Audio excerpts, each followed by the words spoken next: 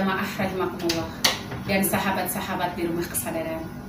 Alhamdulillahirrabbilalamin. Di bulan suci Ramadan ini, di hari keempat, kita masih diberikan nikmat sehat walafiat, sehingga kita semua bisa melanjutkan thalabul ilmu.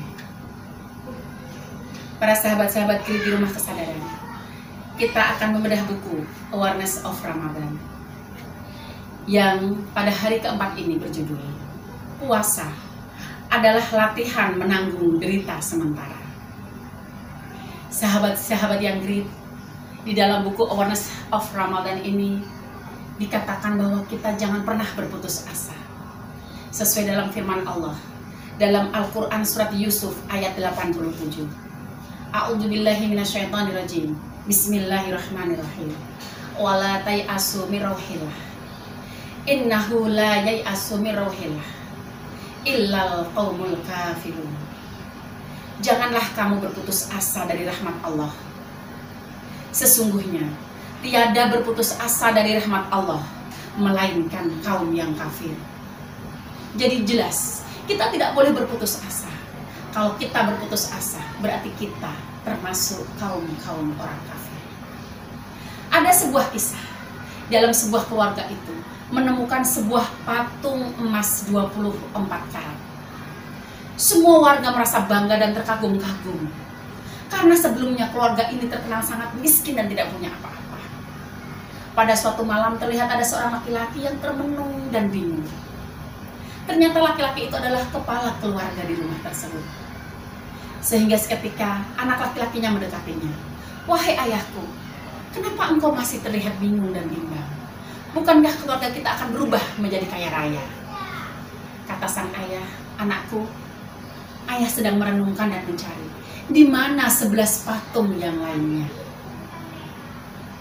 Sahabat-sahabat yang great, di dalam puasa Ramadan ini kita hanya disuruh sengsara untuk sementara, untuk mendapatkan hari-hari kebahagiaan untuk selama-lamanya. Jadi kita jangan pernah berputus asa. Jika saat ini kita sedang dalam keadaan terdesak, jika di saat ini kita sedang dalam keadaan sulit dan penuh perjuangan, maka bersabarlah. Innallaha ma'as-sabirin. Allah bersama orang-orang yang sabar, dan Allah menyukai orang-orang yang sabar. Ingat, kita harus tetap bersemangat, karena manjada wajada. Barang siapa yang bersungguh-sungguh, maka dia akan berhasil. Kita jangan pernah berputus asa. Walaupun sejujurnya manusia itu hanya ingin cepat-cepat. Cepat ingin jadi kaya raya. Cepat ingin menyelesaikan semua urusannya.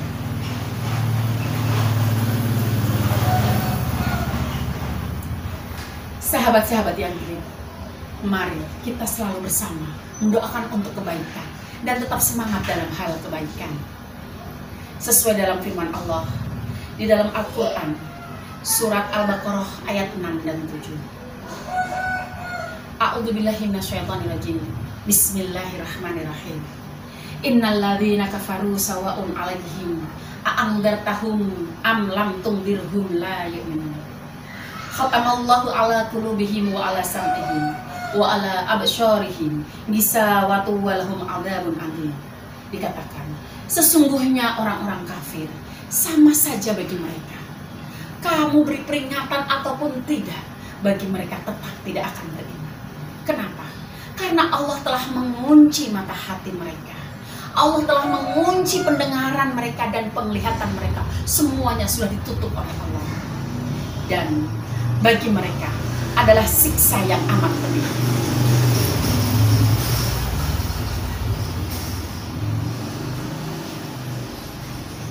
Sahabat-sahabat yang baik, sikap putus asa adalah orang yang mudah menyerah.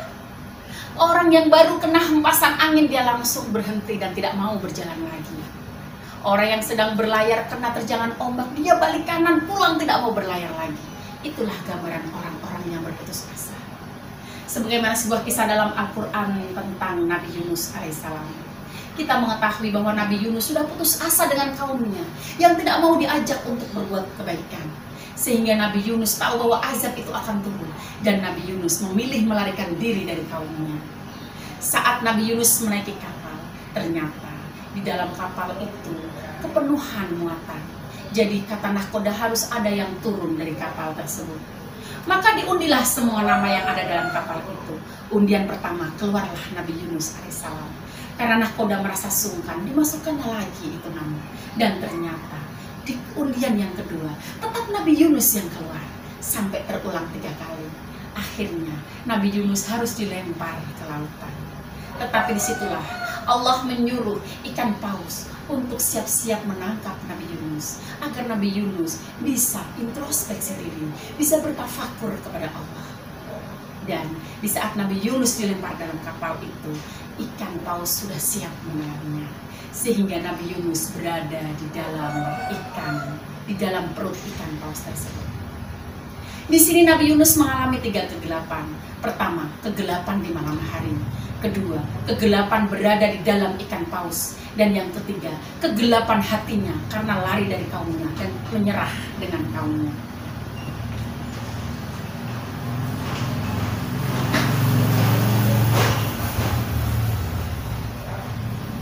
Sahabat-sahabat yang great, di sini Nabi Yunus bertafakur di dalam perut ikan paus. Dia introspeksi diri dan dia mengakui kesalahannya, sehingga dia berdoa kepada Allah. Dia mengatakan bahwa dirinya telah mendolimi dirinya sendiri. Maka dari itu kita jangan pernah berputus asa. Walaupun kita berada di dalam titik terendah, walaupun sekarang kita berada dihina, dicaci maki, tetaplah bersabar. Innallaha ma'as-sabirin, karena Allah menyukai dan bersama orang-orang yang bersabar. Hadirin hadirat rahimakumullah dan sahabat-sahabat great di rumah kesadaran. Demikian yang bisa saya sampaikan. Apabila yang saya sampaikan masih ada kesalahan, saya mohon maaf. Apabila di situ ada kebenaran, datangnya dari Allah Subhanahu wa taala.